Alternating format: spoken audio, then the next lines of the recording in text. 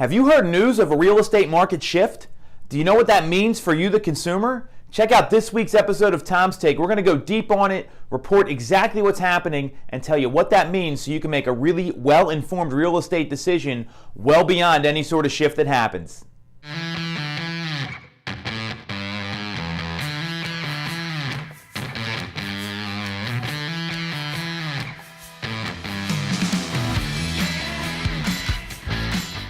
Welcome to Tom's Take. I'm Tom Toole. This week we are talking about one of the most publicized things I've seen in the real estate market in a very long time in terms of being all over the news, on news channels, online, in the paper if you still read that, and it's the real estate market shift.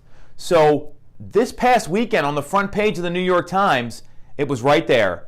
Are we seeing a shift in the market? Don't misquote me on the headline. I know what the article said. So wanted to make that clear.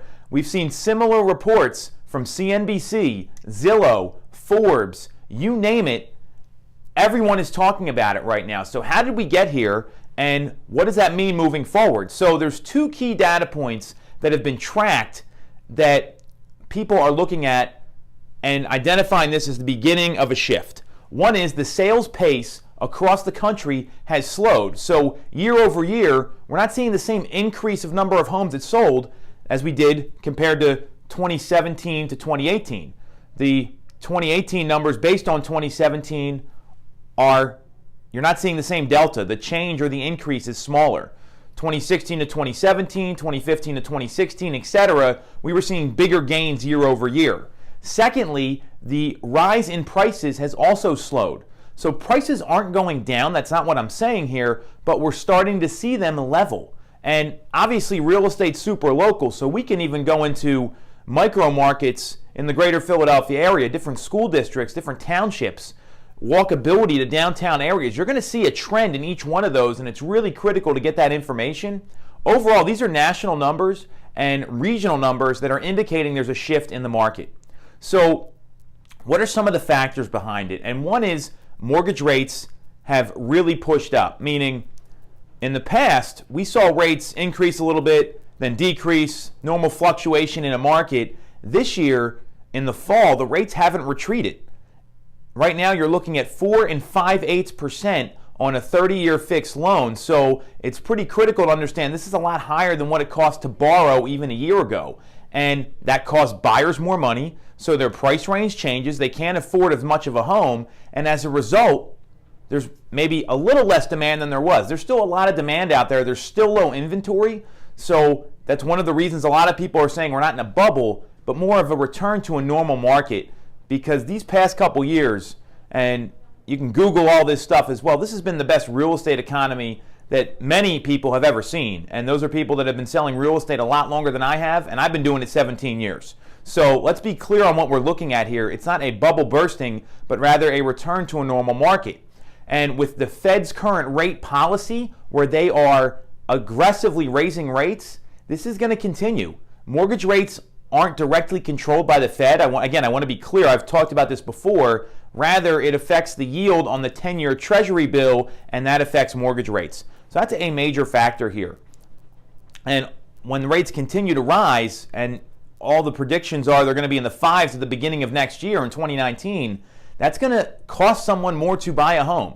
So you look at the same home you're buying at $250,000 today versus where rates are going, all of a sudden the amount of home you can afford, if they get into the low 5s, drops $15,000 to $20,000. So you're talking about close to 10% in affordability is gone. So these are some of the factors that are driving it. So real quickly, what does it mean for buyers and what does it mean for sellers? For buyers, look at what your payment is. That is how you buy the home in most cases. You're a cash buyer, very different story. Most buyers in our marketplace are financing. And when they finance, they're looking at their monthly payment.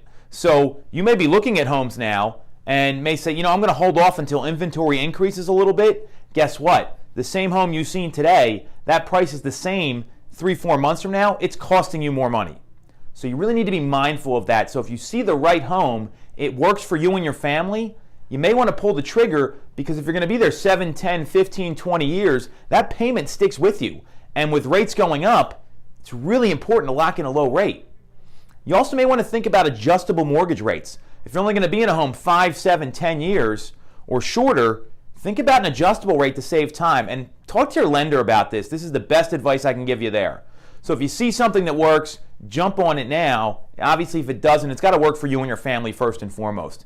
For sellers, if you're not seeing offers coming in on your home and the home has been on the market and you're not getting traffic, or you are getting traffic and people are passing, one, what we're seeing right now is buyers are making offers, serious offers, when you're priced properly rather than low offers on being priced too high. That's been a trend throughout the marketplace no matter what kind of market you're in.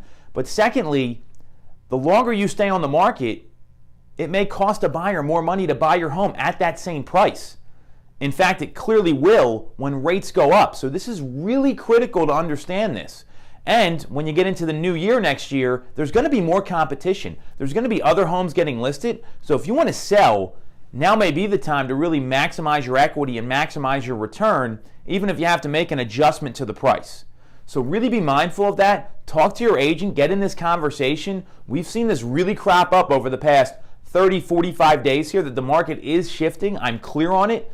The news networks are all catching up. So don't sit on the sidelines and chase down the market 6 or 8 months from now. Be proactive and get ahead of the market and use some of this information here. If you've got questions, reach out to me directly. I know I just threw a ton of information at you here. It's one of our longer shows because it's such a critical topic. So please reach out. We're here for you. We're ready to serve. And we'll be back next week with some more great content. Thanks for watching.